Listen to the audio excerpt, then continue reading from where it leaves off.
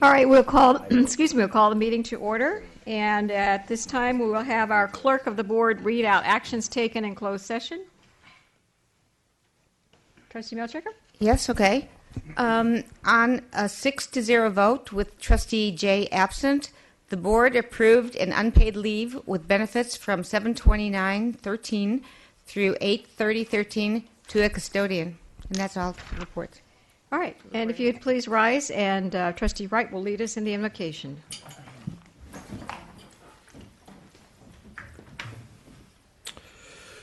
Let me give a short prayer followed by a moment of silence as we begin a new school year.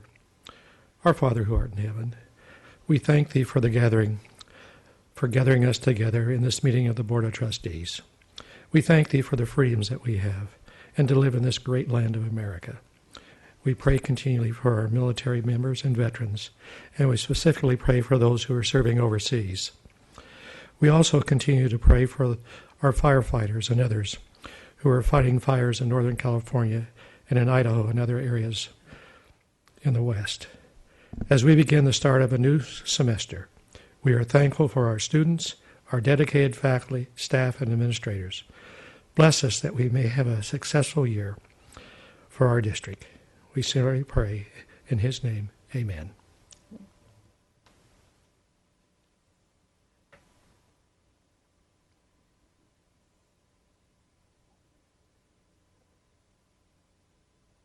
Thank you. All right, and please join me in Pledge of Allegiance to our flag. I pledge allegiance to the flag of the United States of America and to the republic for which stands one nation, under God, indivisible, with liberty and justice for all. All right, the next item on the agenda are resolution and commendations, and we have none, so we'll go to 2.5, public comments. We have one request to speak from Chris Hogsted.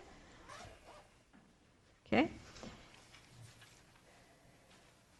We have two requests to speak, and the other one is Heather Park, and it's on the same subject. So, with your permission, I'm sorry, I don't have a name except. Oh, I see Heather Park. You're right. Go ahead. Okay. Well, it's on the same subject. Yeah. So okay. We were going to be a little tandem here.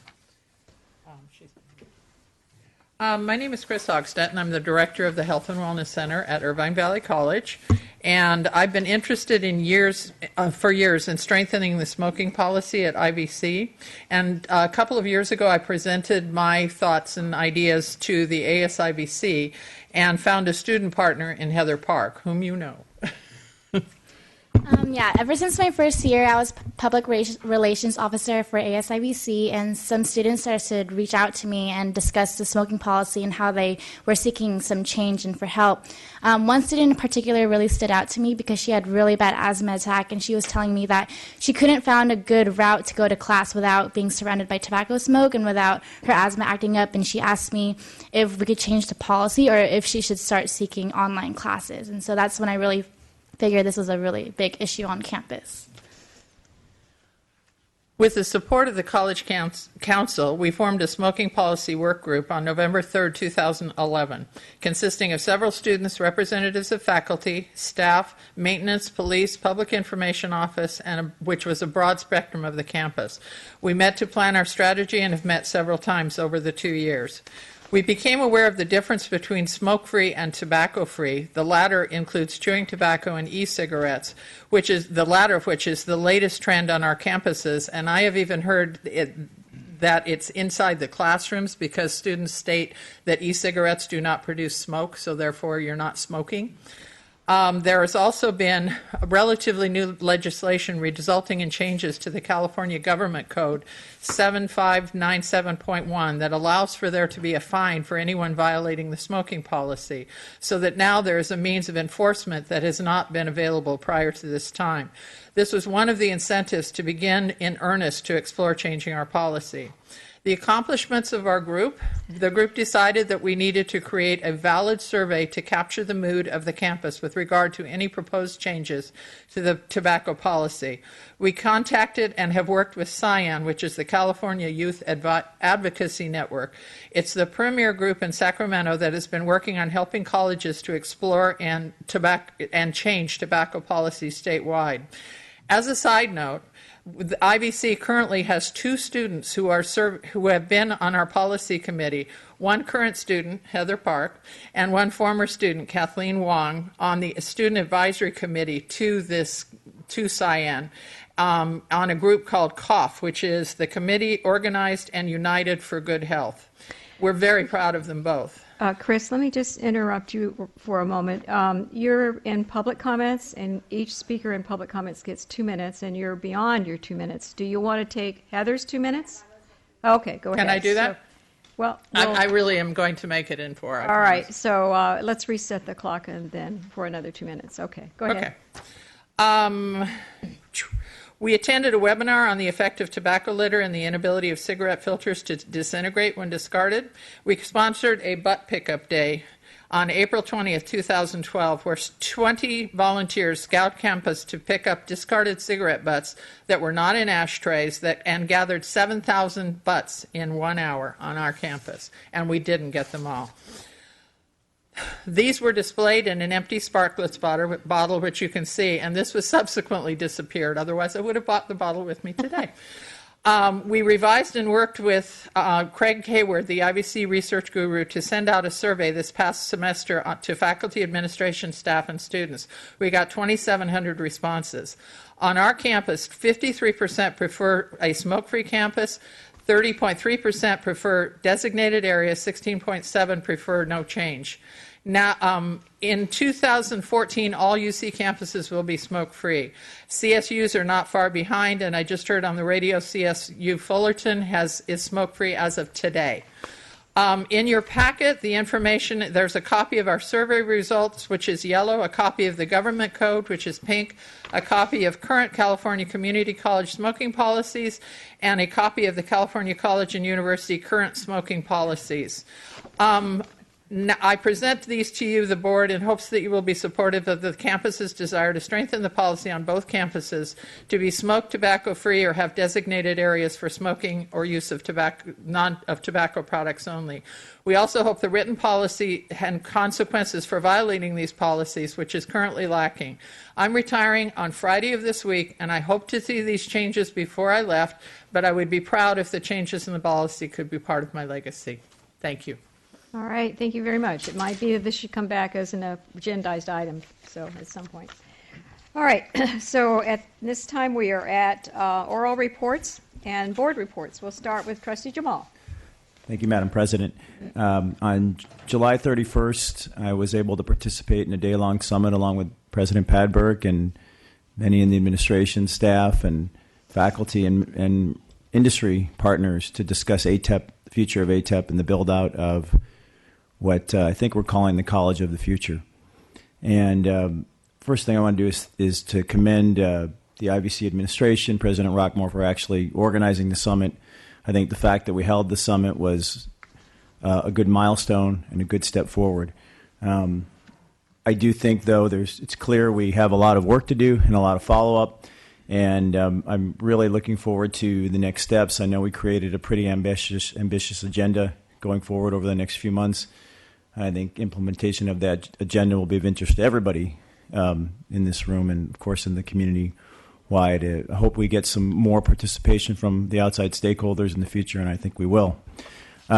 Was able to participate in some Flex Week activities for the first time. I enjoyed the Chancellor's opening session. I think we all appreciated Dr. Bemucci's enlightening presentation. The only thing I take issue with is not mentioning Miami Steve in terms of the great guitar players of our time, Stevie Van Zandt. But other than that, I thought it was a pretty good presentation. I think we all enjoyed it. And then the breakfast with Todd Burnett at Saddleback College with the faculty, I thought was well done. And the 10 priorities, I think, are right on the mark. Thank you very much. All right, Trustee Milchiker. Yeah, thank you. This is the first in-service in, I think, a gazillion years that I haven't been able to attend because I had to be out of town. But I just wanted to let everybody know and take in going with the Chancellor's talks about not wanting to waste people's time, that you can find all the information, not all the information, but a great deal of the information online. If you happen to have missed the Flex Week or in-service, you could find the Chancellor's opening remarks, and after that, Deborah Fitzsimmons and Randy Peebles and Bob Bermucci and all of the presentations that were very, very valuable and very informative, and I recommend you watch them. And also, if you had to miss Saddleback College in service, there are a number of reports that you can find online under the Saddleback College website. The accreditation meeting about the update to accreditation, the Geek report, which is always one of my favorites, the Student Success Task Force, and I could let you know how to find it. It's relatively easy to find, or I could send you the link if somebody wants me to send them the link. Irvine Valley College doesn't tape as many of their meetings, but there will be some put online also, and you could find actually the script of many of the meetings online for that also. Not only that, you could find a number of other things online. You could find the district climate report, and I had actually read the district climate report upon the recommendation of Gary Portner, and then went over it with him and found out things have improved incredibly in our climate in the district.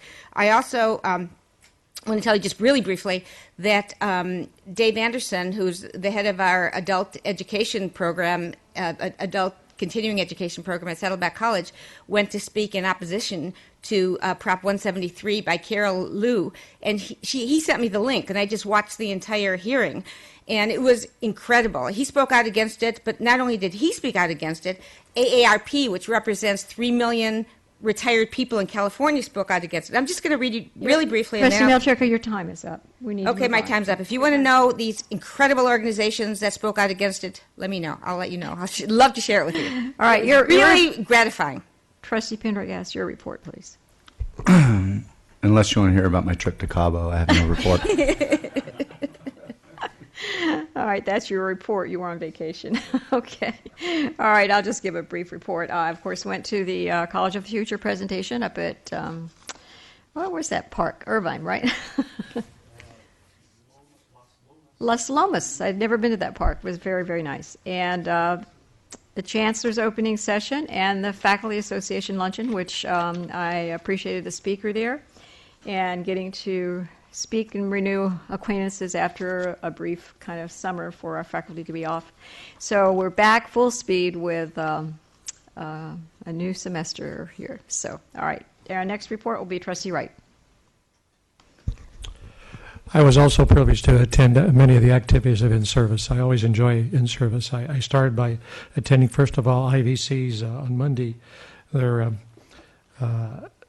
the President's breakfast and welcome, and also the Vice President's welcome. So very well done, and I applaud them. A number of handouts were passed out, for example, new employees and so forth for both. This is for IVC and also for Saddleback when I visited the Saddleback President's breakfast. On Tuesday, I attended the South Orange County Community College District Continental breakfast and networking, and then the opening session. And I thought that was one of the best opening sessions that I've been to. It was very well done. I just wanted to thank the Chancellor and everybody else who participated, because I thought it was absolutely superb. And then also the Faculty Association luncheon. And then I attended that evening the retirement celebration and dinner for Dean Don Taylor, who's retiring this Friday. And that was a wonderful event, honoring Don Taylor for everything that he's done here at Saddleback College. On Wednesday, again, attended the Saddleback College President's Faculty Breakfast. A number of handouts were given there. And I also attended a few other sessions. Just two other things I quickly wanted to cover. IVC sent out an article about signing an agreement with Cal State Fullerton. It was called the STARS, or the Strategic Transfer Acceleration Resource Agreement.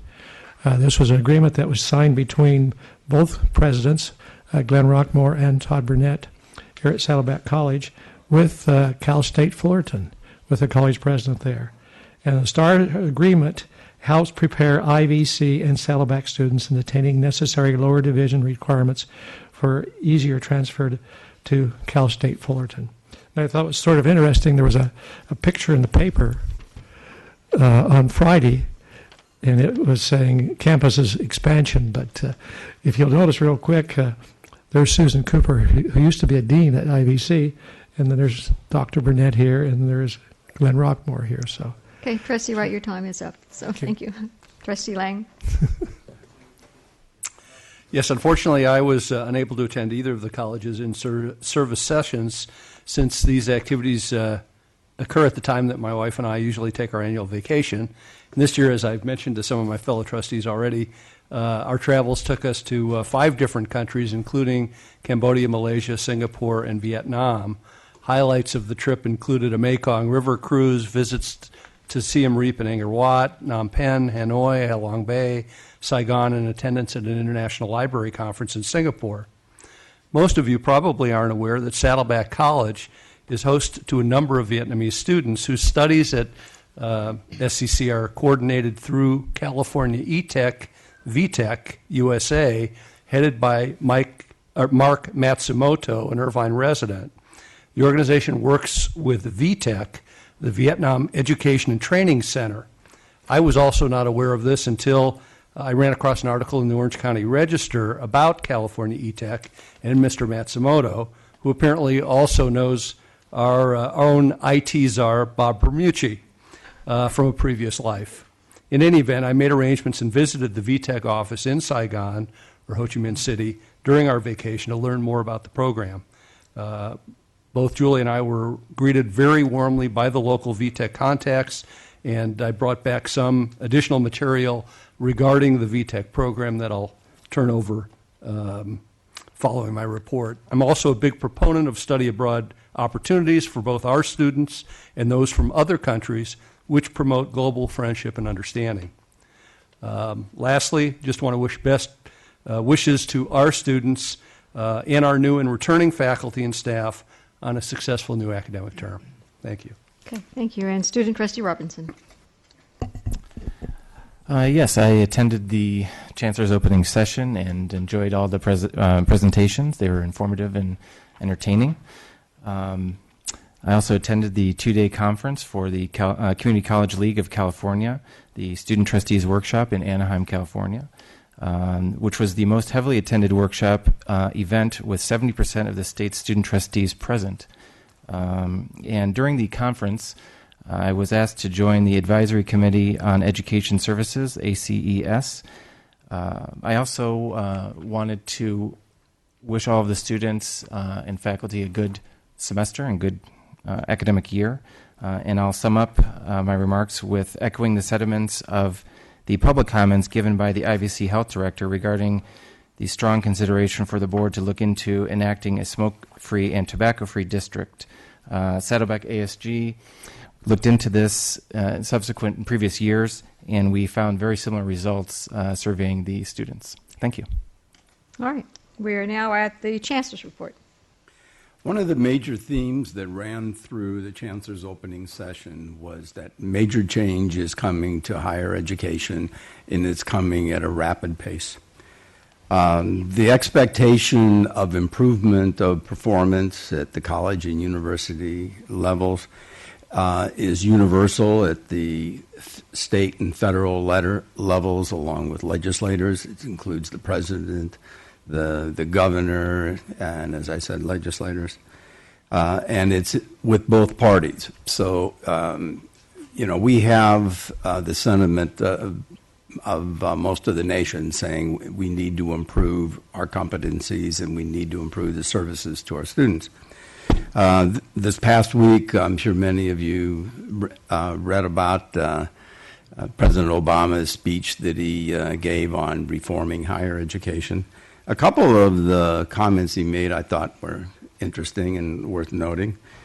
One, he spent a lot of time talking about combating the high cost of higher education and noted that the increase in costs from, I think it was over 30 years, I guess, of public colleges and universities was 250% cost increase.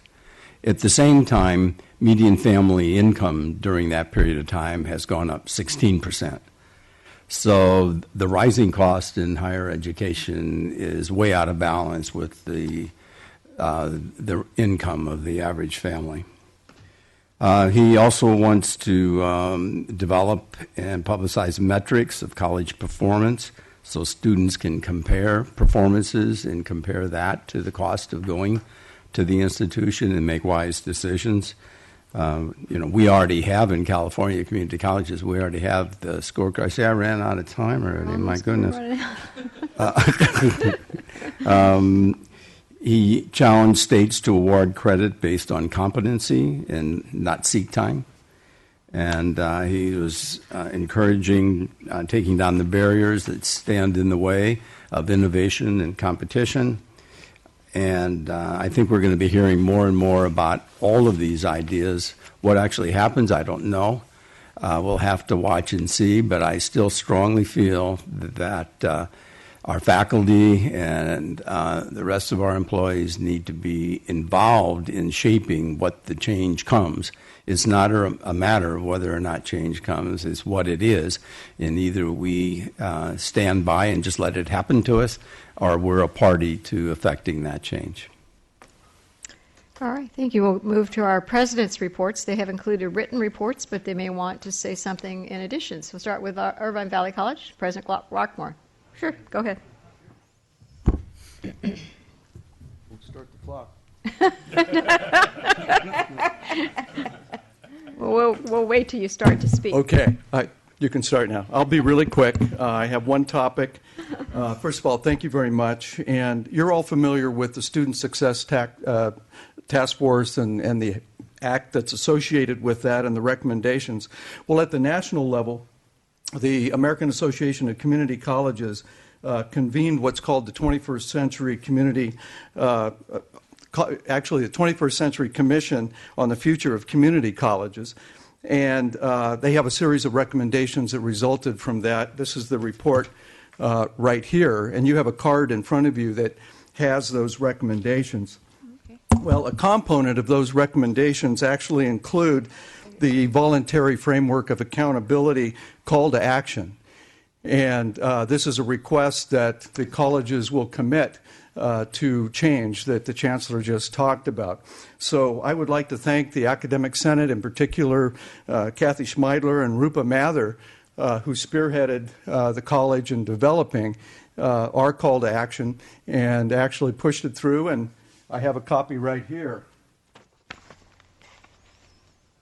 So wow. Came out very nice. Yeah. And I'll rush really quick. In recognition of the central role that Irvine Valley College has in meeting the educational and training needs in our community, more broadly in contributing to an educated citizenry and competitive workforce, we pledge to do our part to increase the number of Americans with high-quality post-secondary degrees and certifications to fulfill critical local, state, and national goals. With the completion agenda as a national imperative, Irvine Valley College has an obligation to meet the challenge while holding firmly to the traditional values of access, opportunity, and quality. So this is signed by Gary Portner, our Chancellor, Nancy Padberg, our Board President, Kathy Schmeidler, our Academic Senate President, Vince Cooper, our Classified Senate President, and Ji Chung from the students. So all of you can come pick one up at the end of the meeting, and I will give one quickly to you two. Oh, wonderful. So this for Nancy. Thank you. I really apologize for running over here. There you go. Okay, thank you. Very nice. All right. Well, thank you very much. You were not the first one to run over. And probably won't be the last one. All right. Saddleback College President Burnett. Thank you, Madam President. Well, first off, welcome to everybody to the new academic year. The first week just started, as you know, classes a week ago from today, and things went real well. You may not know, but our enrollments are pretty flat, but the demand is very high. In fact, speaking with a lot of faculty throughout the week and even today, been hearing a similar theme, and that is that the students coming to us seem to be this semester overall much better prepared, much more enthused, and that's nice to hear.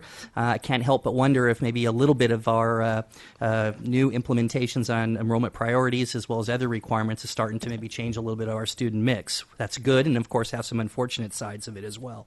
But with that, last week, thank you for some of you that were able to make it to Flex Week and some of you that weren't. We did send you a lot of the documents in the mail that weren't able to make it, and did want it for you and the community to note that online as well. As Trustee Milchiker mentioned, we have our annual State of the College. We have our annual report for Saddleback College, which we do every year, and also a listing of all the new employees, faculty, staff, as well as managers and administrators. But I did want to point to something that's really important, and it seems like we're getting a theme today. Thank you to IVC and the speaker earlier talking about smoking. But Saddleback just launched this last Monday, its new campaign for drug and alcohol prevention and intervention program.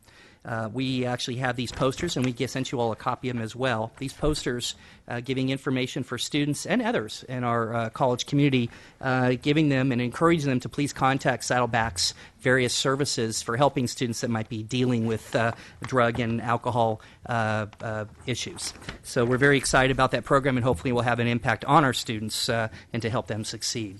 With that, hope we have a very wonderful and productive semester. Thank you. Thank you very much. And we are now at board requests for reports. Do I have any board members wanting to request reports?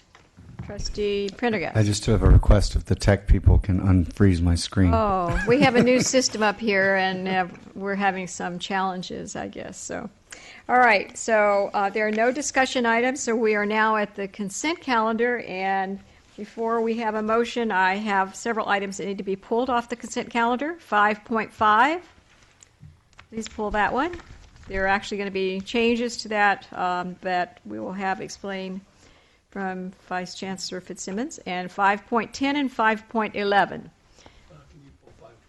All right, and 5.12. So that's 4 items. Okay, wait, let me get this straight. 5.5, 5.10, 5.11, 5.15, and you wanted, Trustee Wright? What did you want? 12 was one you said.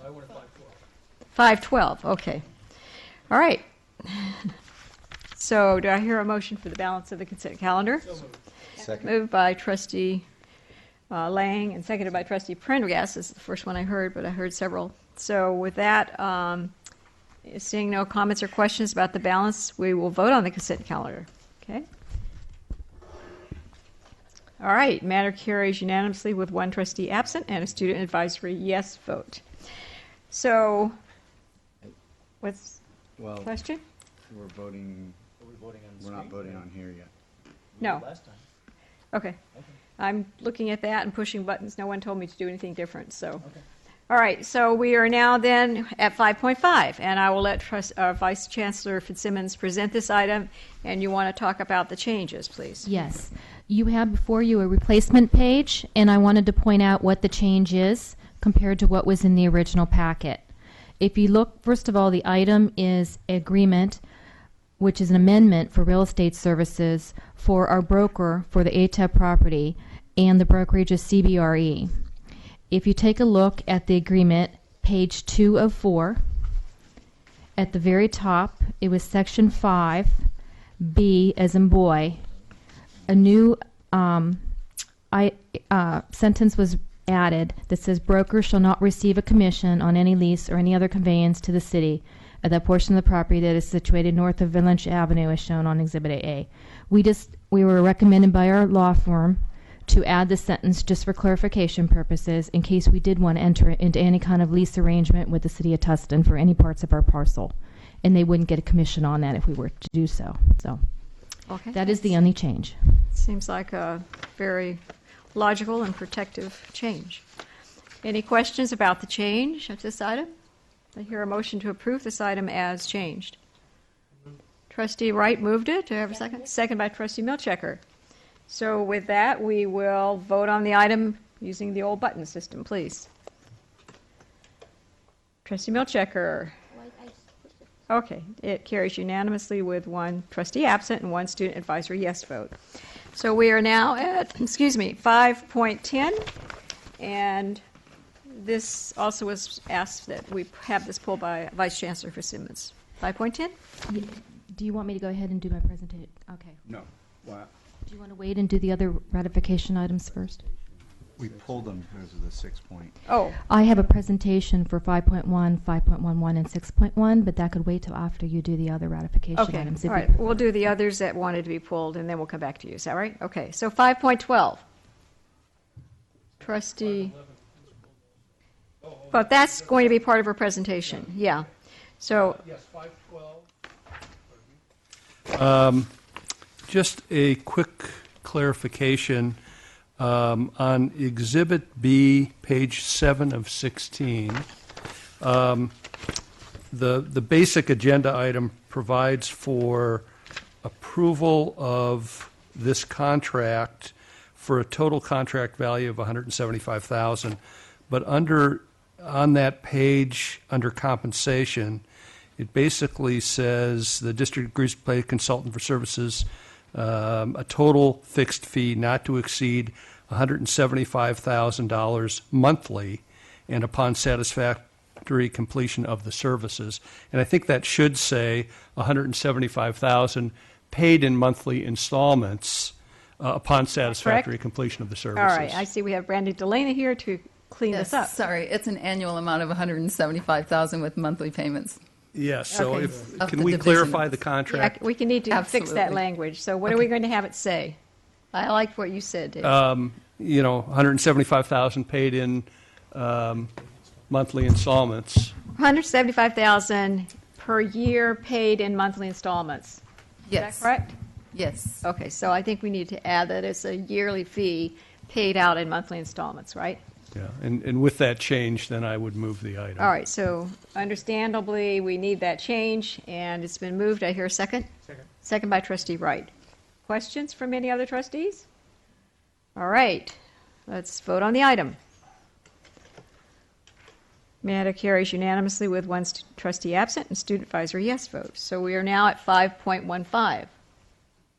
Trustee Wright. I ask that that be pulled because it concerns me, so I'm going to have to abstain from that. So. Oh, you just wanted to abstain from it? Approval. All right, moved by Trustee Lang, second by Trustee Milchecker. With that understanding and your abstention, we will vote. All right, carries unanimously with one abstention, one trustee absent, and student advisory yes vote. All right, so now we're going to have 5.5, 5.10 presented along with 5.10 and 11, right, sorry. We voted already on 5.5. 10 and 11 presented. Are you also going to present 6.4, Vice Chancellor? Do that one first and then do 10. Okay, so we're going to present 6.4 at this point, and after that, we will have 5.10 and 5.11 because they relate to 6.4. Is that correct? Okay, Yes, that's correct. so we're now at 6.4. We're going to incorporate the other two consent calendar items. All right. So 5.1, 5.11, and 6.4 all relate to the item of fiscal accountability. Previously, I'm sorry, I think you misspoke. You meant 5.10, not 5.1. yeah, 5.10, 5.11, and 6.4. Okay. Yeah, my apologies. Okay. We had previously discussed the fiscal accountability process at our April 2013 board meeting. And in that meeting, we talked about how the fiscal accountability is authorized in Ed Code Section 85-266, and that what that means is that the district would take full responsibility and accountability for issuing non-payroll vendor checks. We also talked about what it meant as a benefit to become fiscally accountable. It provides a faster turnaround for checks for vendors and reimbursements for employees. And this particularly assists our local vendors. Some local vendors are small and they really need to have payment in a more quicker turnaround time. Now, this differs from fiscal independence, which has its own meaning in the Ed Code, because fiscal independence means that a district takes full responsibility for both payroll and non-payroll vendor checks, and we're not recommending that. There are several CCDs that are fiscally accountable or fiscally independent, and if you look at multi-college districts, there's quite a few that are fiscally accountable or fiscally independent as well. We have been working with the Orange County Office, the Department of Education, and auditors on the processes, procedures, and the required plan for becoming fiscally accountable.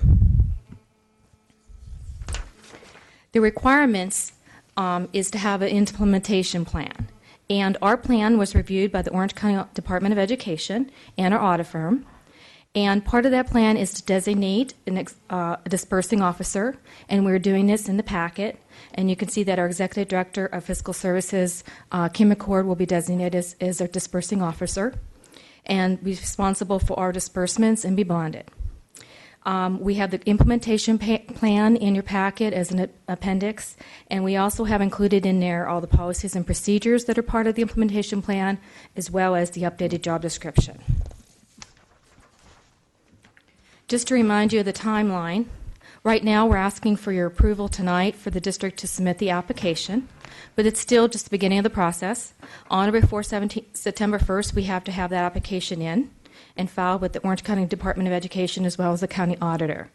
And then on or before January 1st, we have to have a completed independent audit of our management and accounting controls. So they verify that everything that we said in the implementation plan we're going to be doing. On or before March 1st, then the OCDE and county auditor would approve the application, and then if all is well, then July 1st of 2014, we would become fiscal accountable as far as our status here at the district. So the actions before you tonight are laid out in the three items we mentioned. The resolution is in board item 5.1, and it's resolution number 13.30. 5.10, I'm sorry, I keep saying 1. Yeah. It's an accounting thing. Provided by OCDE to apply to become fiscally accountable. And in that package, you'll see all the different exhibits that has the governing board policies and actions, org structure, org chart, position description, everything you need to do as far as the audit process, commercial check procedures, the forms, designs, even the calendar of deadlines. So that's all part of the packet.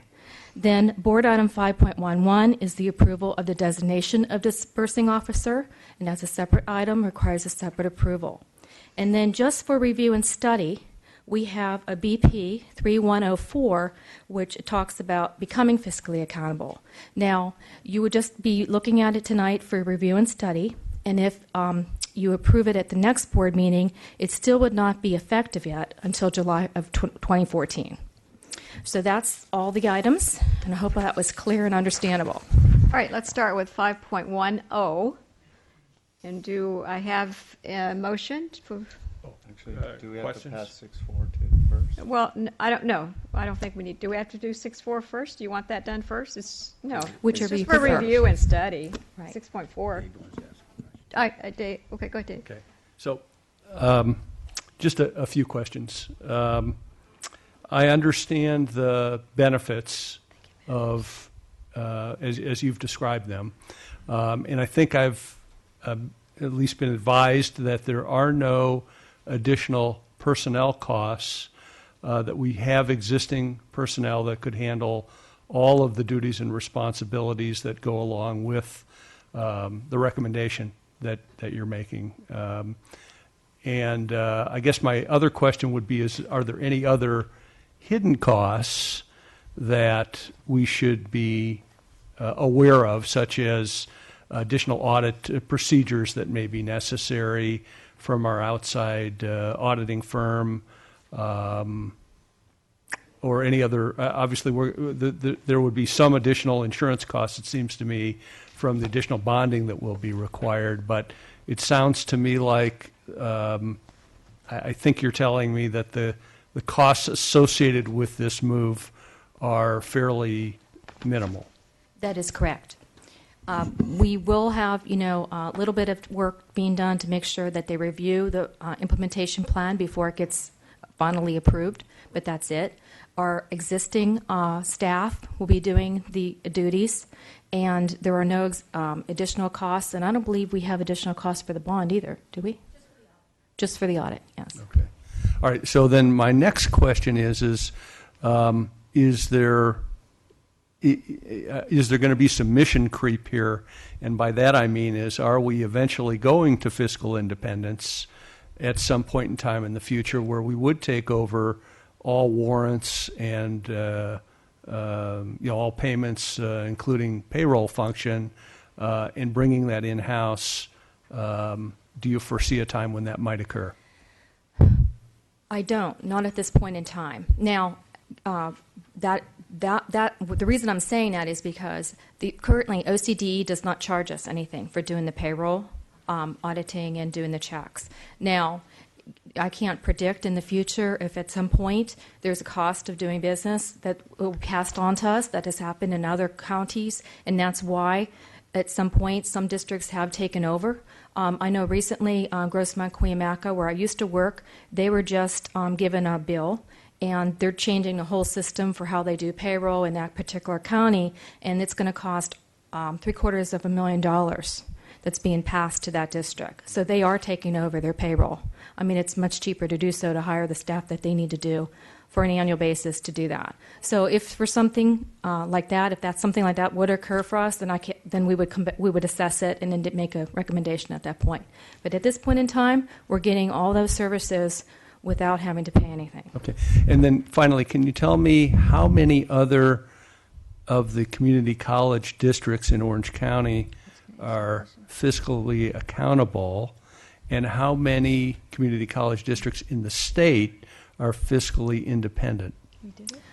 I don't think we have a count on fiscal independence in the state. I know in Orange County, we would be the third out of fourth of the community college districts that would be fiscally accountable.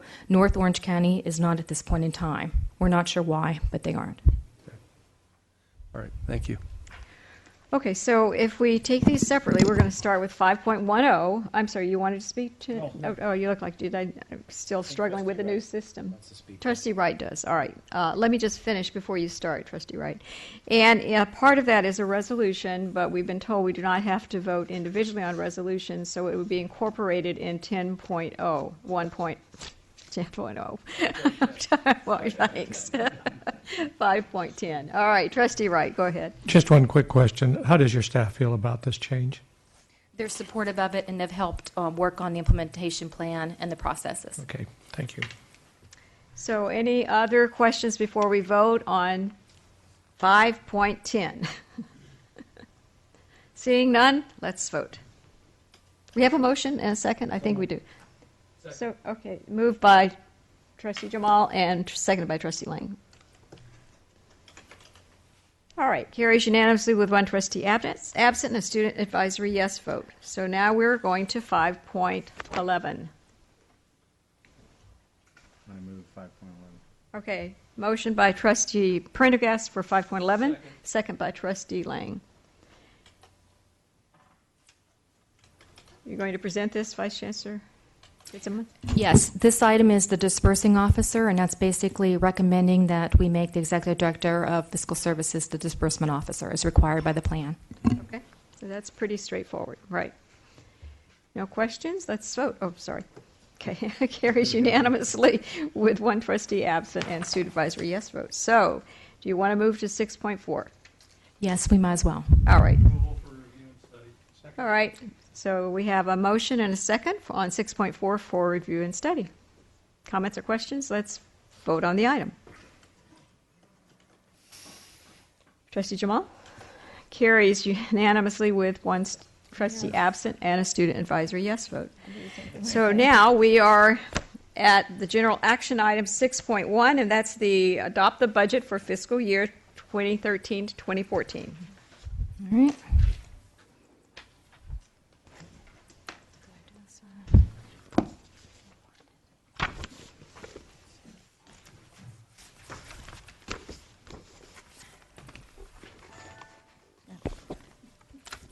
Okay. All right, I think we're set. You have before you item 6.1, which is the adopted budget packet. And what we're going to do is a little bit different this time. We're going to walk you through the packet and talk about major areas that we want to bring to your attention. So if you can look at the attachment that has the item. You'll see that pages 1 through 7 have the district and college's budget messages. And I'm just pointing those out because those are important to read. Both college presidents take time to go through the process that they use for planning the budget and the challenges that they face. And I think it's really informative and it's really good to read if you didn't have a moment to do so. And I'm indicating that to the public too. It's a really good read. We also have the district budget message as well as the ATEP budget messages. If you turn to pages 8 through 10, I wanted to point out to you that there are budget development guidelines. Now, these are in there in every version that we do, but I wanted to point out a couple changes this time. You can see that the budget development guidelines have a board philosophy, the participatory government section, and guiding principles. And we had 10 guiding principles. We added one at the end, so I wanted to point that out to you. It's number 11, and it's budget planning, where we talk about the college budget planning will take into consideration the 50% law and faculty obligation number. That's important. We do that anyway, but we wanted to have it clearly stated into the budget guidelines. In addition, as you can see on the screen, we had recommended additional wording to board philosophy, item number 3. It currently reads, maximize educational opportunities for students. And it was recommended at a Saddleback College's accreditation team committee to the District Resource and Allocation Committee just this past Friday, that if they could add these other verbiage to it, they felt it would be much more clear and would send a good message to everyone district-wide. So they're recommending we add this verbiage in accordance with the district's mission statement. So if it's all right with the board, I'd like, as we post the budget, would like to add that in, if the board is okay with that. Sorry, where is it being added? Oh, It's you're going page to add it on 8. page 8. Number 3 under board philosophy, and at the end of it, after the word students, comma, in accordance with the district's mission statement. They're asking for that to be inserted in there. It's not previously in the packet at the moment. Okay? So page 8 under board Philosophy, Okay. number 3, at the very top of the page. Oh, not the guiding principles. I wrote it out on the screen so you can sort of see their suggested language. It's in blue at the bottom of my PowerPoint. Okay. Now, if you turn to page 11, you've seen this flow chart before, but I just wanted to reiterate. It's really a good chart to look at, especially if you're not familiar how district resources flow through the district.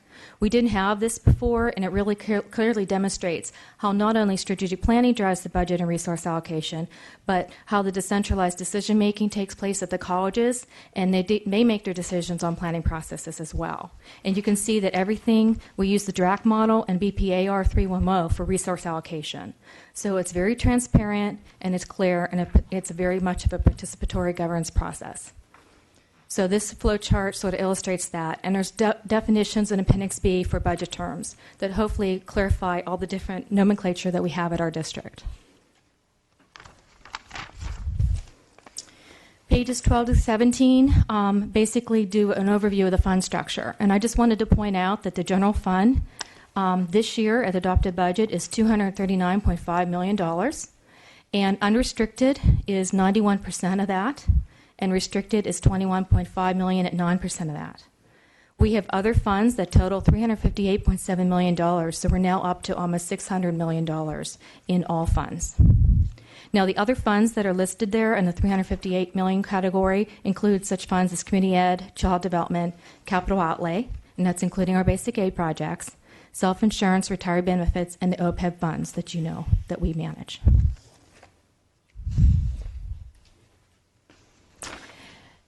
We did some changes from the tentative budget, so we just wanted to highlight those. And these aren't any particular page, but we wanted to make sure that you understood that our carry forward increased by $4.4 million for a total of $27.6 million. And our local revenue increased by almost $1 million due to non-resident tuition to $10.4 million. Our restricted funds also increased by $2.4 million because we're very, very conservative when we build the restricted funds side of the budget at tentative. And so now then once we have more certain information, then that's when we build those budgets, and that happens at adopted. So that is now at $21.5 million. The adopted budget changes on the salary and benefits side, there were several changes. The state COLA is at 1.5%, and that was added to the salary schedules for the various groups. And you'll see an item tonight where you have that, and we have the dollar amounts laid out by employee group. The employee benefits increase was only 5.6%, so that was down from our original estimate, which is good news for the colleges. And then PERS was also down, 11.442 instead of 12.5, as that's also good.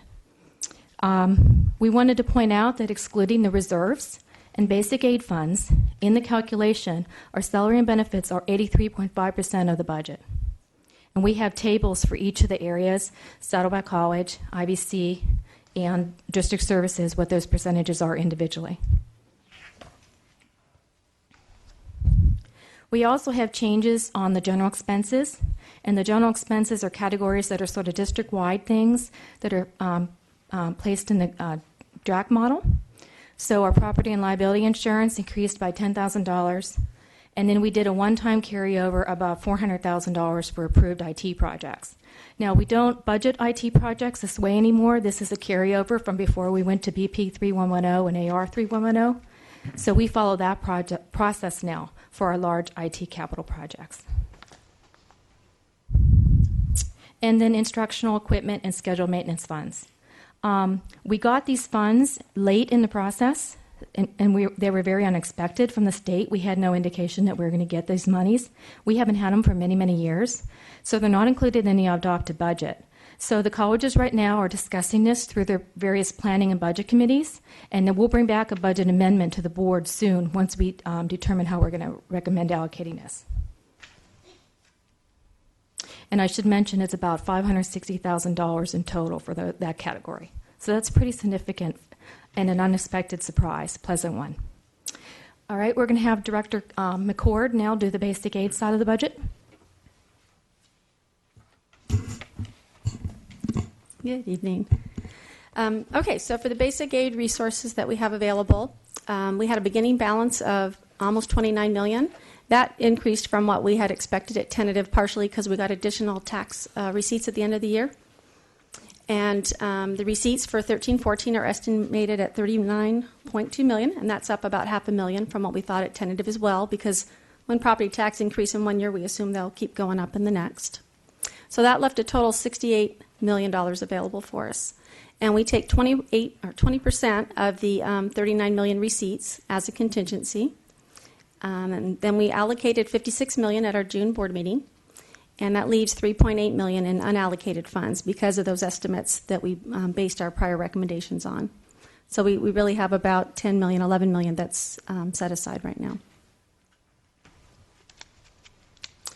On page 18, you can see a detail of our basic aid receipt projections. We are very conservative with these projections. I work closely with the county assessor's office to see what the pulse is of what's going on in our county and our property values. So they were projecting a 1% to 2% increase, and we went ahead and just put a 1% increase in. However, in future years, as the state COLA and growth numbers increase at a higher rate than our property tax income, you'll see the basic aid receipts will start to lessen because more of it's being taken up by our college allocations before we get to the basic aid. On pages 21 through 22, you'll see the approved list of projects that you all should have seen at the June meeting when those were approved. And on page 23, starting at that page, and Appendix A, we have descriptions of all of our other funds for specific projects and specific things that we have to track separately in those funds.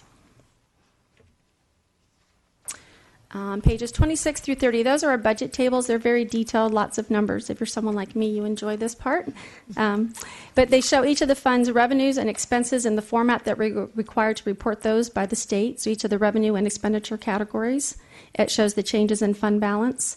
And then for the general fund, we break it down by location, the colleges, district services, and also community ed and child development. We break that by location for the colleges so you can see how they're doing. And then page 29 and 30, we did add some changes from tentative budget just in that summary format for the general fund for you. So looking ahead, as costs increase and the demands for our programs and services increase, but the income is not increasing at as fast a rate, we will have challenges and impacts to the colleges and district service budgets. We continue to strategically plan and link planning initiatives to resource decisions, and we're focused on meeting community and student needs and student success initiatives. We'll take any questions you have. Okay. Any comments? Yes. Yes, Trustee Jamal. Thank you. Thank you for the presentation. In the budget that I reviewed over the last couple of days, you mentioned it, I think an average in there of the salary and benefits as a percentage of the operating budget. So what I think you indicated 83.5. What I had read in the budget was for Saddleback College, salaries and benefits are approximately 86% of the operating budget, IVC 89% of the operating budget, and district services 84.5%. And is that accurate? Yes. So, thanks. You'll see that on page 14, the individual breakdowns by unit, and yes, you are accurate. And then it's sort of all in how you do the calculation. On the previous page, on page 13, district-wide, we have to report on our reports to the state a number as well. And so when you're looking at those financial reports, and you'll see them at some point here at the board meetings, it looks lower than that because we have to include our basic aid monies and our reserves. And that's how the state does a calculation. So then we put a note down below, if you take those out, it's 83.5% district-wide. Thanks. So my question then is, where should we be? What's considered the fiscally prudent percentage of the operating budget for salaries and benefits? Yeah. We're where we should be right now, and it's always a challenge. Now, remember, this is a budgeted number, and what you really should look at is actuals, what you're actually doing from year to year, and it's basically just a benchmark for us to keep in mind, just like a lot of other data points that we have to look at. Other comments or questions? Seeing none, did we get a motion on this? No. Would you move by Trustee Lang, second by Trustee Wright? Let's vote on the item, budget. Trustee Milchecker. I did push it. All right, carries unanimously with a student advisory yes and one trustee absent. Okay, thank you.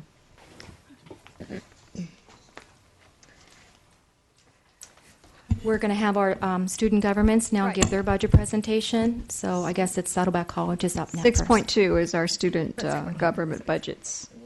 So we're going to have Saddleback first. Is that correct? Okay. Introduce yourselves, gentlemen, please. I'm Jonathan Stevens, the Director of Budget and Finance for ASG. And I'm Bauman Sabahi. I'm the ASU President. Okay. Welcome. Thank you. Good evening, Board President Padberg, trustees, and members of the audience. I'm joining you this evening with Saddleback College Associated Student Government President Bauman Sabahi to present to you the 2013-2014 adopted ASG budget. I would like to first take a few moments to recognize our ASU advisor, Audrey DePadova, for her continued support, encouragement, and guidance, as well as this year's ASU Board of Directors, who have been working extremely hard this summer to ensure that the coming year will be the greatest yet for students at Saddleback College. We are also grateful for the continued support of President Burnett and his executive team. We are pleased to have the opportunity to present our adopted 2013-2014 ASU budget this evening, including details on changes made to the tentative budget that we presented to you in June. To provide a bit of background, the Saddleback College Associated Student Government budget is designed to directly give back to the student body by providing meaningful student-centered learning experiences outside of the classroom in a manner that complements student learning. Our goal is to provide the complementary out-of-classroom experience that research shows supports student success in a most significant manner. Students who are engaged on campus with their peers, faculty, and staff quite simply do better in school and persist at higher rates.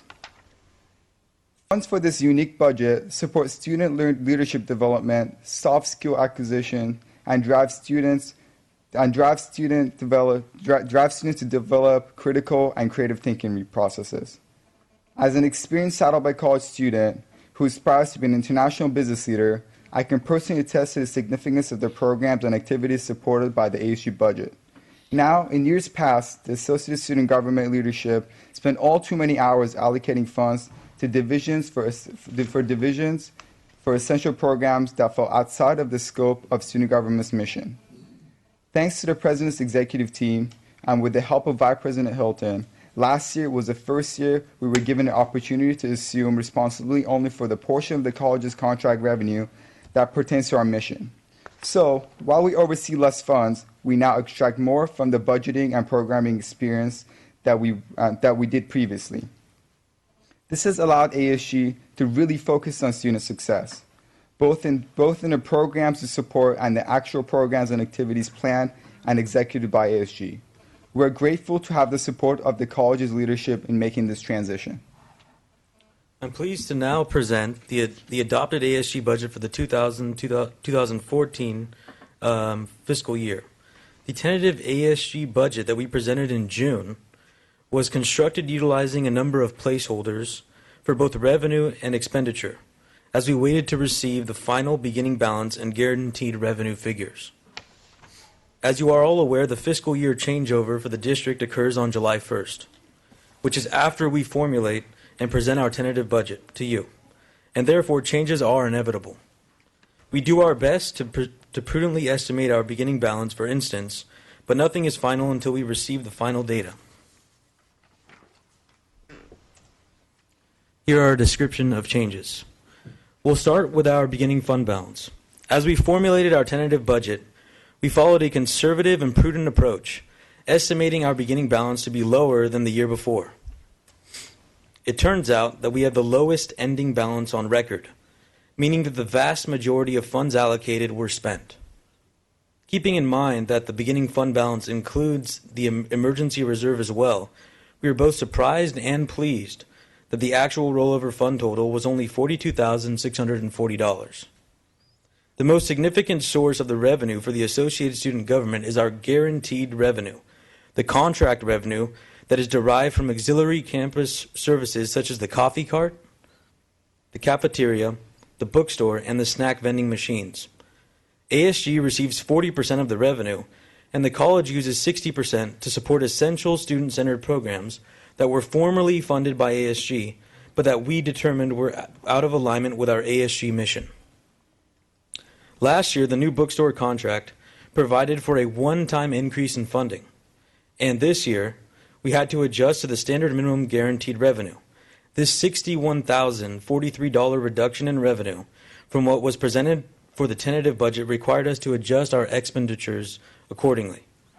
On a very positive note, I am pleased to say that the ASG has estimated that our 2013-2014 Gaucho stamp and savings booklet sale revenue will increase and surpass the $65,000 mark. Because of the success of last year's ASG members, we believe that this year we will not only surpass last year's stamp revenue, but build upon the foundation for success that was laid by past ASG members and students here at Saddleback College. We are looking forward to maximizing this unique revenue source, and we will look to our community for support in expanding the sales of this amazing student service. Due to the fact that our rollover portion of the beginning balance was so modest and that our guaranteed contract revenue is lower this year than we had anticipated, we made the necessary adjustments to our grants in a variety of categories, most notably ASG's own programming. The divisions we serve will maintain the base level of funding from last year. We believe that we can all do more with less, and that this budget reduction challenge will prompt us to take fundraising and creative initiatives more seriously, thereby also providing a great student learning experience brought on only by challenge. I am also very pleased to state that we have maintained our previous adopted budget's media allocation reserve amount at roughly 5% of our subtotal projected revenue of $20,000.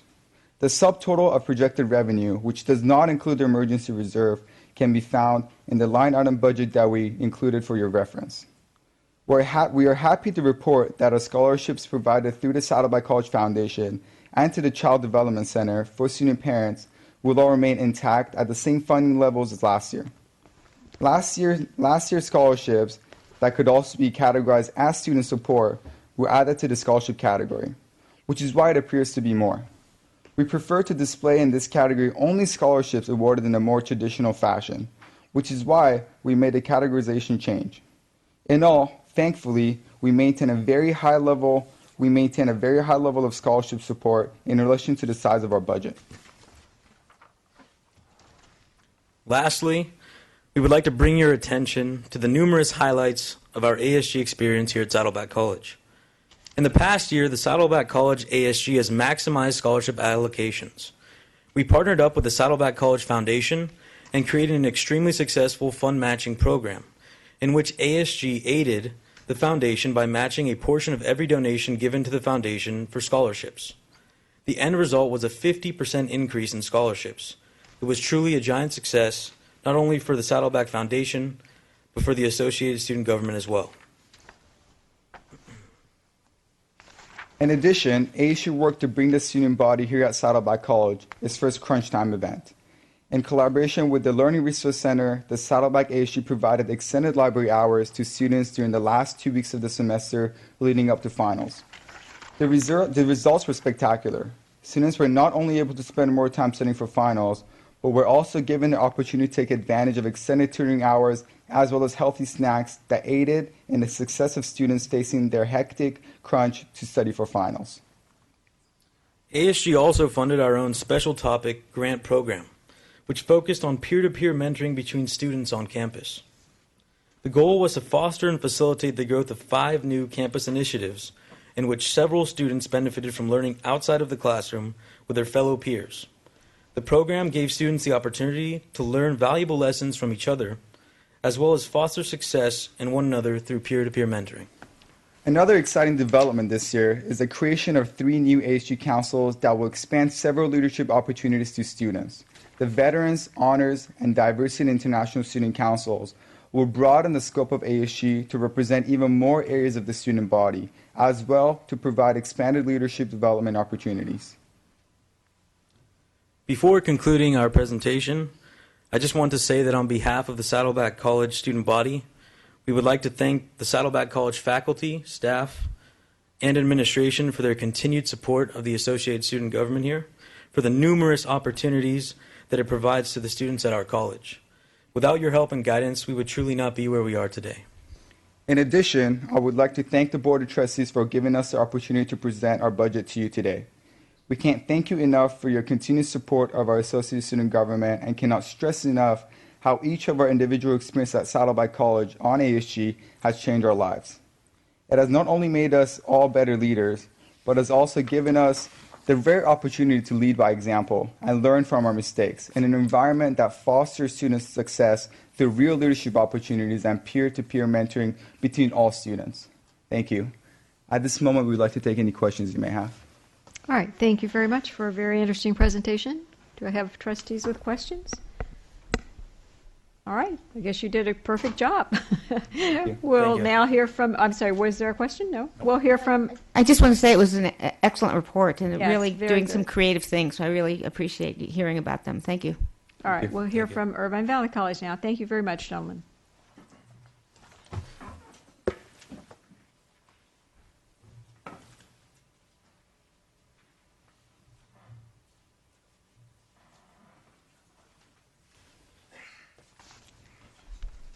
While he's setting up ours, I want to introduce you. I'm Helen Locke, of course, from Irvine Valley College, and I'm the Director of Student Affairs. With me tonight, I have the President of ASIVC, and that's Ji Chung, and I'll turn it over to him at this point. All right, thank you. Good evening, President Padberg, members of the Board of Trustees, President Rockmore, President Burnett, District Executive Officers, representatives of the Sheriff's Governance Group, and guests of the public. Like Helen mentioned, my name is Ji Chung, 2013 to 2014 ASIVC President. It is my pleasure to present the ASIVC adopted budget for 2013 to 2014. I'd like to begin with page 1, which is our sources and uses of funds with the changes to our budget. As expected, our beginning fund balance changed once our real expenses, unused funds, and our actual income was received, giving us a new beginning fund balance of $101,713.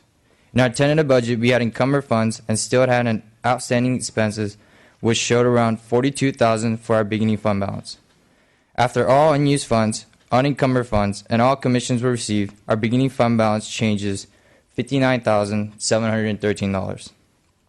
Our beginning fund balance is estimated to be $101,713. Under revenue, I would like to point out that we had a change in our bookstore commission when the final income for spring was calculated. We had a new process within the bookstore contract which changed our incoming of the 2013 to 2014 academic year. For our tentative budget, we used the first year guarantee commission of $350,000, but once the spring sales were calculated, we used a different calculation, and the change is a decrease in commission of $40,000. The new income for 2013 to 2014 from our bookstore is $310,000.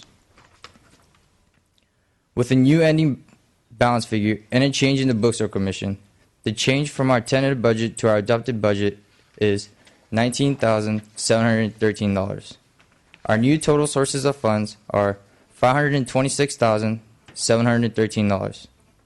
With a new guarantee figure and a new beginning fund balance, the other changes are Campus Life, which we adjusted some allocation for a fair distribution of our funds and now have a decrease of $4,500. And the new figure for Campus Life is $36,500. Co-curricular programs. We originally cut the co-curricular programs to balance our budget, but once our funding was determined, we increased their funding by $19,000. The new figure for co-curricular program is $235,000. ASIVC operations such as office expenses, we restored $2,000 to ensure operation needs could be met. An ASIVC operation budget is now $28,700. ASIVC operations / personnels. This is a fixed cost for personnels, and we had to increase funding by $4,700 to cover our office assistant step, benefit increase, and student worker salaries for 2013 to 2014. The new figure for ASIVC personnel / student worker is $80,200. Student support. We went over the allocations of funds and decreased student support by $3,487. The new figure is now $55,613. Contingency. Due to a change in the total sources of funds, we had to recalculate and increase our contingency by $2,000. Our new figure for contingency is $52,700. As you can see, our total sources of funds, which is $526,713, equals to our total uses of funds, which is $526,713. Our final page is the ASIVC Pride, some of the results of our funding. Thank you for this opportunity, and we will take questions at this time. All right. Thank you very much for the presentation.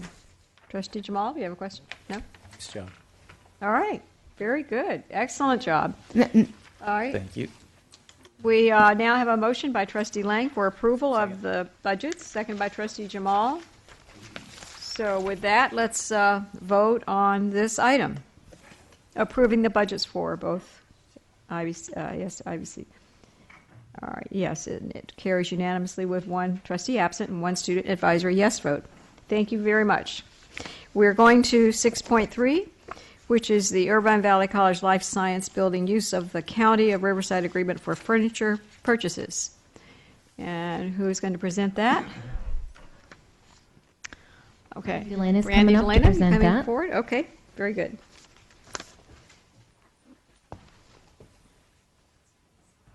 Hello, we're at that time in the development of the Life Sciences project over at Irvine Valley College where we're ordering equipment. The total equipment budget is $802,000, a portion of which would be applied to this contract if it were approved. It's, as you can see on the second page, it involves the purchase of, looks like it's systems furniture and some student chairs, classroom tables, lounge cubes, office tables, and whatnot. In the future, you will also see some request for approvals on contracts related to IT equipment and other versions of furniture that are needed. Okay, Trustee Lang has moved approval. Second. Trustee Jamal seconded. Any questions about this? And it's just curious how we hooked up with the County of Riverside, and I guess it's a good deal. It's a contract that was previously developed and we have, as a community college, have an opportunity to participate in it through a multiple award. They, lots of times, public agencies develop contracts and make them available to other people. Okay, very good. One of those. All right. So seeing no further comments, let's vote on the item. Carries unanimously with one student advisory yes vote and one trustee absent. We're at 6.4, which is board policy revisions on fiscal accounting. We did that one, sorry. 6.5, this is board policy revisions, and this is for discussion and approval. This is several policies, 3100, 3101.5, all again fiscal management, and Board Policy 5606, International Student Admission, and Board Policy 109, Board Education. Move approval. All right, Trustee Jamal moved and seconded by Trustee Wright. Comments or questions about these changes before we vote? Seeing none, let's vote. Carries unanimously with a student advisory yes vote and one trustee absent. 6.6. This is a contract for software with Neudesic, and who is going to present that? Vice Chancellor Busche. We use at last count 9 different consultancies, most of them small and local. Neudesic is local, headquartered in Irvine, but they're not small. They have helped us on the past with some very large projects. We're proposing now that they help us with 5 projects. One is to continue new functions in SIS. Every year the college has prioritized their most requested new functions to be added to SIS. Second, there are 2 items pursuant to MySite. One is to expand the roles that are available in MySite. That's a cell phone, by the way, broadcasting. One of those is to add more roles. And the other is to increase the ability to have college personnel add messages to individual pages in MySite. Another project is to integrate our CSIS, which is used for room scheduling, with the facilities programs. Probably the best single thing that will come out of that is a highly desired feature. It's an integrated master calendar across the district. I'll mention one other one we're very excited about. It's the Student Success Dashboard project. This will, for each of our 43,000 students, bring together his or her own success indicators into one-stop shopping viewable place in MySite. We have representatives from Neudesic here, if you would like to ask any questions. Would you just like to introduce them? Sure, I'll introduce Jim Faniff and let Jim Faniff and Jim Gaston, who I also see there. Okay. Are they from Neudesic? No. They're arguing which one's going to introduce girls. Okay. All right, thank you. All right, comments? Moved by Trustee Lane, seconded by Trustee Wright. Seeing no comments or questions, let's vote on the item. Carries unanimously with one student advisory yes vote and one trustee absent. Very good. 6.7, this is the COLA, and there you want to present this, Vice Chancellor Fitzsimmons. Yes. As you know, the COLA was 1.57%, and what this item does is relay out in the table that's attached the cost of the salary and benefit COLA amounts for a total of $1.8 million, and it's being, for purposes of being transparent, we wanted to sort of outline that. We're recommending that the Board of Trustees approve the increase in the salary schedules for all the groups for this year, and also recommend that any state-provided COLA for next year be added to the salary schedules for the same groups, and that a similar report will be provided. Okay. Trustee Prendergast. Just to clarify, I mean, we kind of have to vote yes on this because it was the agreement that we made with them Yes. when we negotiated the contracts. Okay. Yes. Yeah. All right, moved by Trustee Lang, second by Trustee Wright. No further comments or questions. Let's vote on the item. Carries unanimously with a student advisory yes vote and one trustee absent.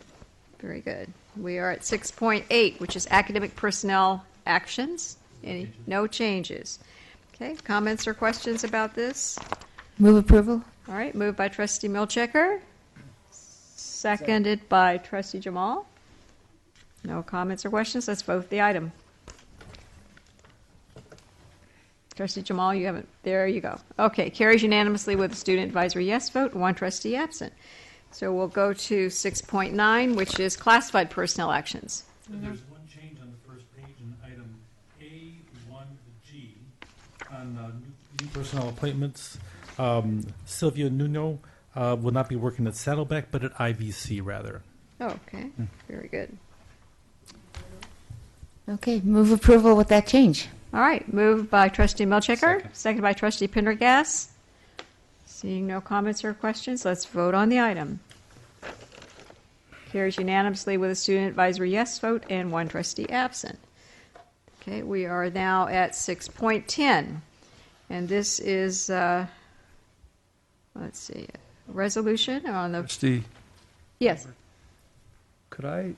is it possible to go back to the adoption of the budget item to approve the added language that was suggested by Vice Chancellor Fitzsimmons?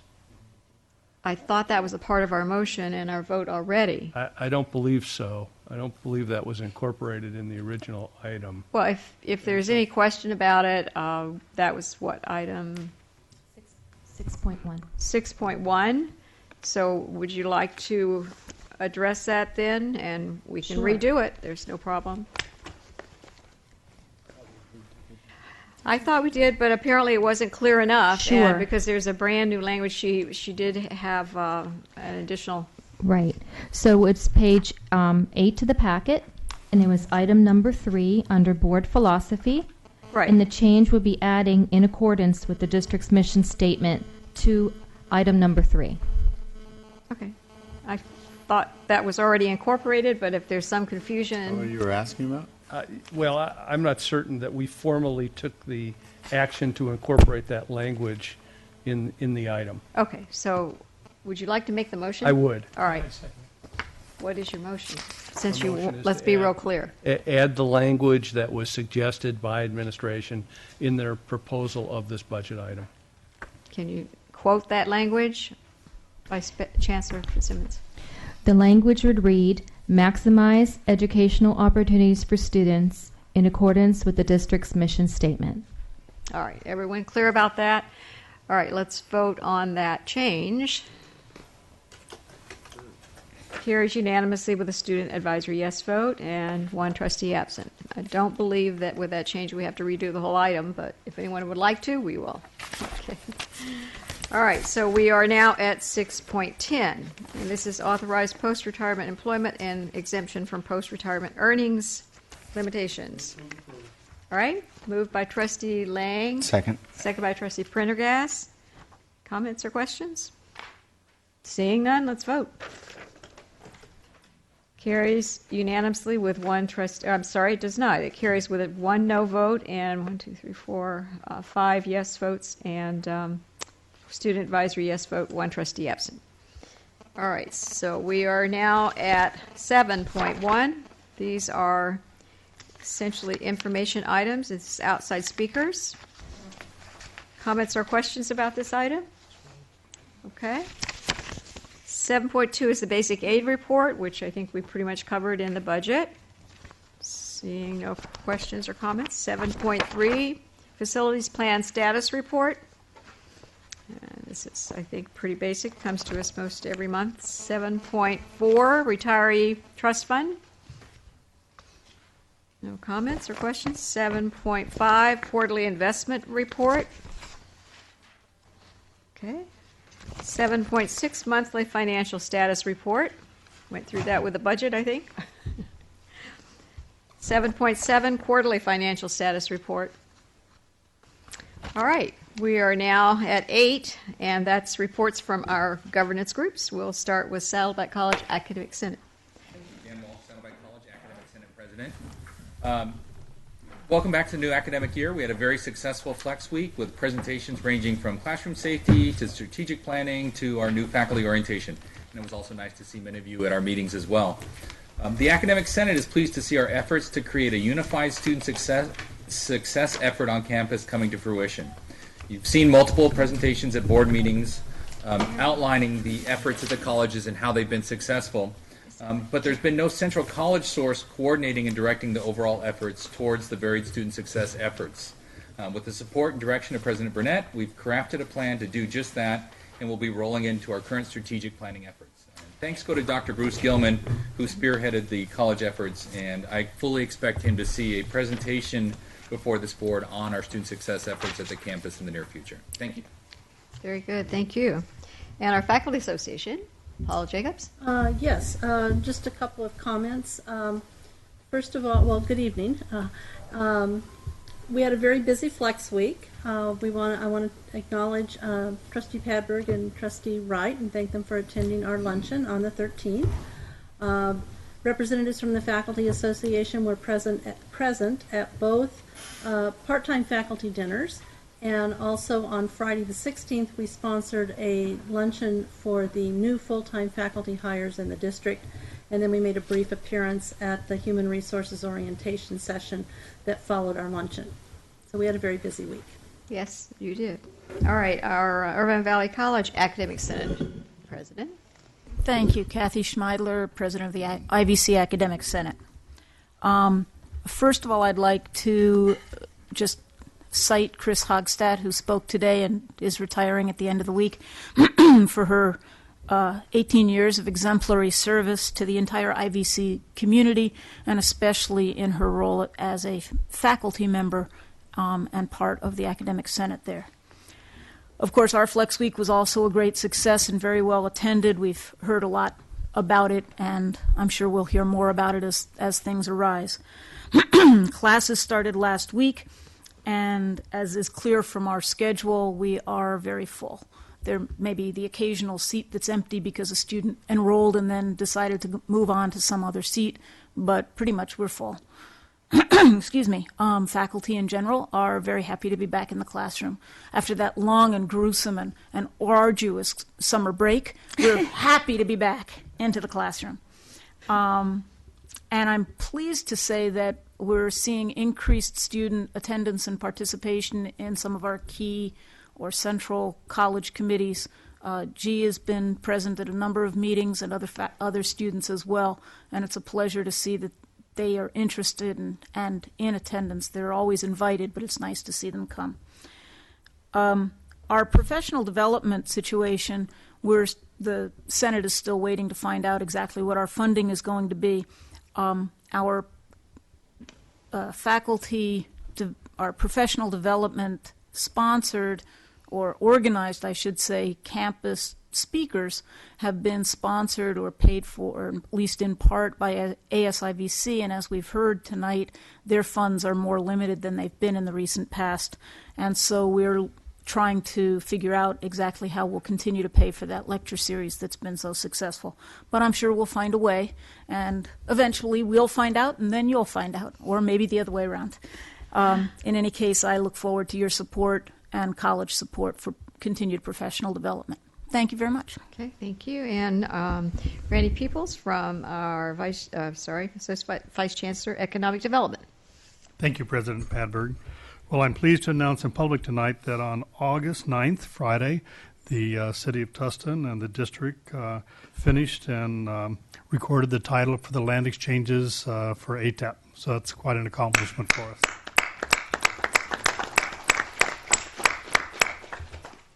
Well, this new land configuration to the district makes our property more valuable and cost-effective to develop in the future. The development agreement, approved in parallel with the land exchange agreement, will provide for consistent and agreed-upon use and processes for the future of our property development.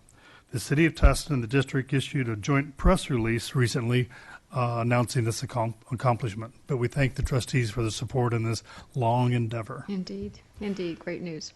Dr. Fitzsimmons and I presented at the recently at the Chancellor's opening session held during Flex Week, launching the 2013-14 academic year. This overview also defined the next steps for planning the development of the property, including the roles and responsibilities of the colleges and the district services. Just briefly on the demolition. Demolition is in full swing. If you go by there, you'll see a number of tractors and equipment piling up rubble, and it'll soon be moved off. We're also planning our next step in the demolition, which will probably go out for bid in the next month or so as Brandy Delana and her team work on that, which will actually do the demolition through the buildings and the Bell Avenue access area, which will then allow the Tustin City to start developing the plans for putting in Bell Avenue. So we're making a lot of new progress on ATEP. Thank you. Great news. Thank you. All right, our Vice Chancellor of Technology and Learning Services, Bob Remici. All right, great. And Vice Chancellor of Human Resources. This year at Flex, I was part of a team that was very unusual. I think the board may actually be interested in the presentation. It was about the tenure review process, and I had the opportunity to present with my colleague Kathy Schmeidler and Louis Long, the chief negotiator for the Faculty Association. So it was interesting to present with that team on a contract item, and we worked very well together. I certainly enjoyed listening to Kathy and Louis get excited about the opportunity they had for developing new faculty. And so they waxed eloquent among themselves, and I just scribbled down notes while they talked. And it's good to have good people like that in leadership and faculty, so I enjoyed doing that. This next month, on September 20th, I'll be part of a panel, believe it or not, on accreditation. With all the controversy with San Francisco, you've probably heard some of the stories on that. I've been asked to be part of a panel of the ACCJC and ACBO, the Associate Chief Business Officers, where they're trying to make certain that accreditation teams are prepared to go out with best practices. So I'll be part of a panel talking about Standard 3 and resources. I'm a bit surprised. It's kind of an elite group, so I'm kind of excited about that aspect of it. So that's very interesting. So Good. Thank you. Sounds great. All right. Vice Chancellor of Business Services, Deborah Fitzsimmons. I just wanted to recognize the student government representatives who presented their budget tonight. They did a really good job, and it took a lot to pull that together. So thank you again. Good job. All right. Very, very good. All right. We'll move to our Irvine Valley College Classified Senate. Good evening, President Padberg. Always good to see you. I'm Vincent Cooper, IVC Classified Senate. During Flex Week, we had some outstanding presentations, including Dr. Rockmore did a great one on earthquakes and how an 8.0 could possibly affect Orange County. That was very eye-opening for us. I think I'm prepared, but I'm not too sure. We also had a great presentation by some Microsoft folks about our Microsoft Office and RTs and all kinds of cool software and hardware. And I'm looking forward to this Friday. The Veterans Center, we're having a big dedication, ribbon cutting ceremony. I'm looking forward to seeing you, and should be a great day. Good. Thank you. Very good. And our CSEA President, Scott Green. Thank you, President Padberg. At the end of July and the beginning of August, we attended the CSEA conference where delegates were elected by the 210,000 member of CSEA. And at conference, we did a lot of work. The delegates that represented this particular chapter within Irvine Valley College, ATEP and Saddleback, they did a lot of work while they were attending conference. The theme of the conference was Fulfilling California's Promise, and the real emphasis was reinvesting education through the California legislature and the governor who passed a budget to do that, and we support that wholeheartedly. We're going to continue to work to continue to try and support the reinvestment of education. We feel that's very important. Many scholarships and grant programs will be available for members who are pursuing a career path and completing additional courses and certificated programs. One of the other part of the education days, each delegate, they went to at least 3 sessions of education days so that we can learn and participate in workshops that we can bring back to our members. And one of those that I attended was the importance of political action.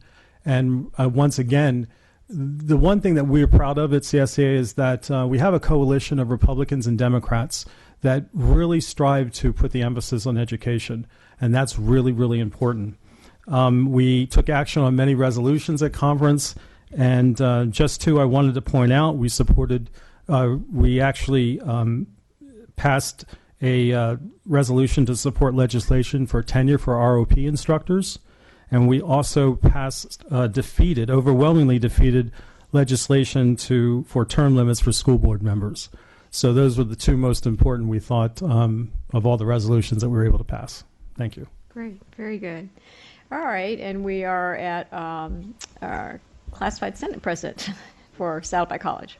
Thank you, Madam President. Mike Sauter, Classified Senate President for Saddleback College. Well, the start of the semester is definitely upon us, and the campus is alive with student energy again. And the classified staff at the college are fully engaged in the start of the semester.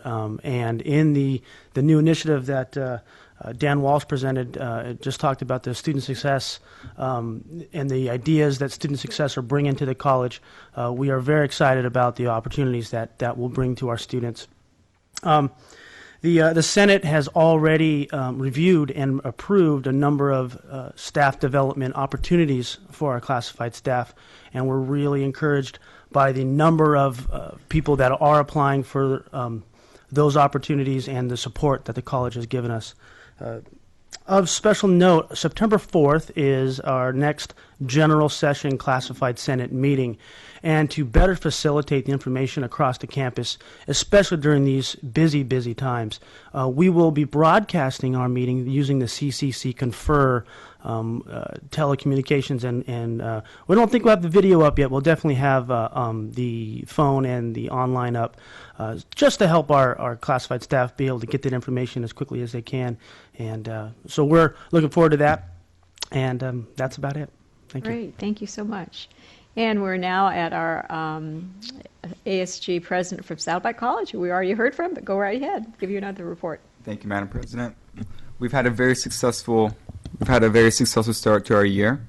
We had our two-day ASU retreat on August 15th and 16th, where we feel very well prepared to start our year. The ASU Board of Directors is extremely prepared and excited to plan and organize the various extracurricular activities and events available to our students. Thank you. Thank you. And our IVC ASG president, who we also heard from earlier. All right. Well, a lot of students are eager to join the student government, which I really like to see. I'd like to thank every single one of you guys for giving us and the members of the student government, ASIVC, and the Saddleback student government the chance and molding us to become a leader so that we could help ourselves and other students for a better future. And I would like to greatly appreciate the IVC staff members for helping me and walking me through the committees and how to become a leader and president. I'd like to greatly appreciate Helen Locke, my advisor, for being there and being like a second mom pretty much. And that's all I have to report. Thank you. All right. Well, we are at the end of our meeting, and tonight we're going to adjourn our meeting in memory of a longtime Saddleback College faculty member, Karen Merced Wildner, who recently passed away. She taught film as literature and was well loved and appreciated by her students and the emeritus community. Okay. Have a good evening.